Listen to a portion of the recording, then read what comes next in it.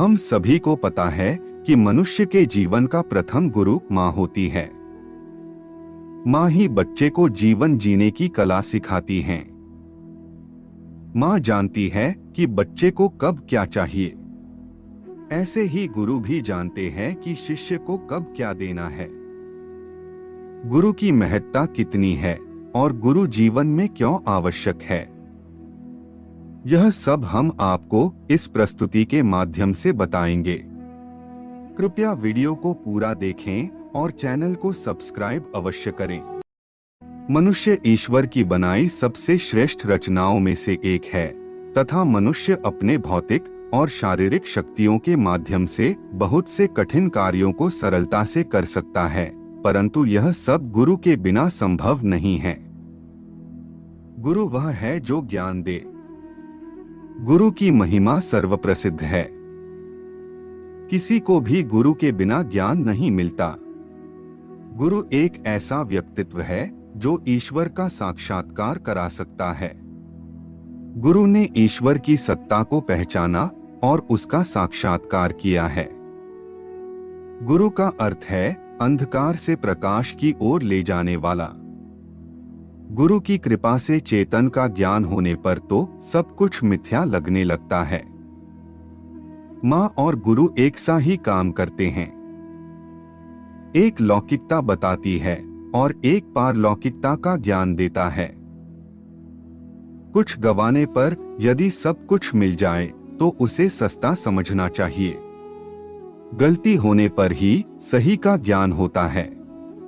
जब तक सोना सुनार के पास नहीं जाता, सोना ही रहता है।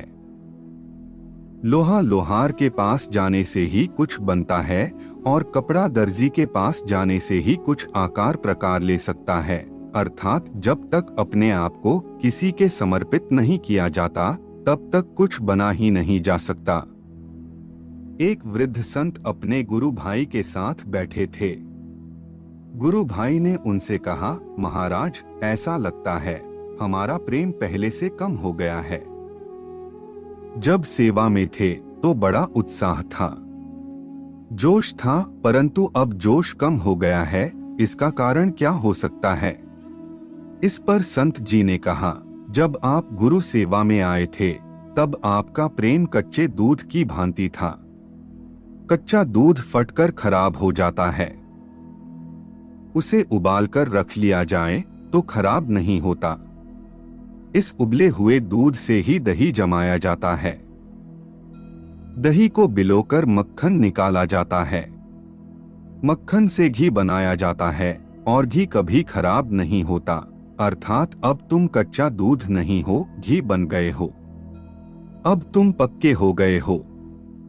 तुम गुरु चरणों से जुड़ गए हो और तुम्हारा गुरु चरणों में प्रेम वही है, लेकिन अब वह कच्चा नहीं, पक्का है। जो चीज पक्की हो जाती है वह टूटती नहीं, खराब नहीं होती, और जो शिष्य पक्का हो जाता है, घी बन जाता है, वह गुरु को छोड़ ही नहीं सकता। गुरु तो बिगड़े हुए को संवारता है, कच्चे को पक्का करता है, भटके हुए को मार्ग प्रदान करता है, गिरते हुए को संभालता है, अंधकार से निकालता है, प्रकाश का ज्ञान कराता है। और जो गुरु से जुड़ गया, पक्का हो गया, वह सब कुछ पा गया। कुछ पाने के लिए जुड़ना पड़ेगा, कुछ बनने के लिए संवरना होगा, और संवरने के लिए अभिमान को त्याग देना होगा। और जिसने भी अभिमान छोड़ा वही सफल हो गया। गुरुर्ब्रह्मा गुरुर्विष्णुर् गुरुर्देवो महेश्वरः। गुरु साक्षात परम ब्रह्म तस्मै श्री गुरुवे नमः। इसका भावार्थ है, गुरु ही ब्रह्मा है जो सृष्टि के रचयिता हैं। गुरु ही सृष्टि के पालक हैं, जैसे श्री विष्णु जी। गुरु ही इस सृष्टि के संहारक भी हैं, जैसे शिव जी। गुरु साक्षात पूर्ण ब्रह्मा हैं, जिनको अभिवादन है। इन ईश्वर तुल्य ऐसे गुरु को मैं नमस्कार करता हूँ। गुरु जागृत ईश्वर है। वह अपनी दिव्य दृष्टि से देखता है कि ईश्वर प्रत्येक जीव में किस प्रकार व्याप्त है। गुरु के महात्म्य का वर्णन करते हुए शास्त्र कहते हैं, गुरु ही ब्रह्मा, विष्णु और शिव है। गुरु ही अज्ञान रूपी अंधकार को दूर भगाकर ज्ञान की ज्योति जलाता है। हम जो कुछ अपने बाहरी नेत्रों से देखते हैं वह सत्य नहीं है। सत्य को आंतरिक नेत्रों से देखा जा सकता है। इसे ही दिव्य दृष्टि कहते हैं, जो गुरु से प्राप्त होती है।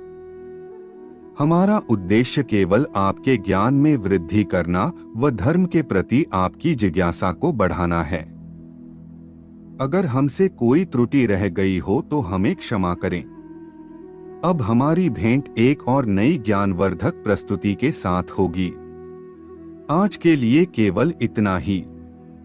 जाने से पूर्व वीडियो को लाइक करें व चैनल को सब्सक्राइब अवश्य करें।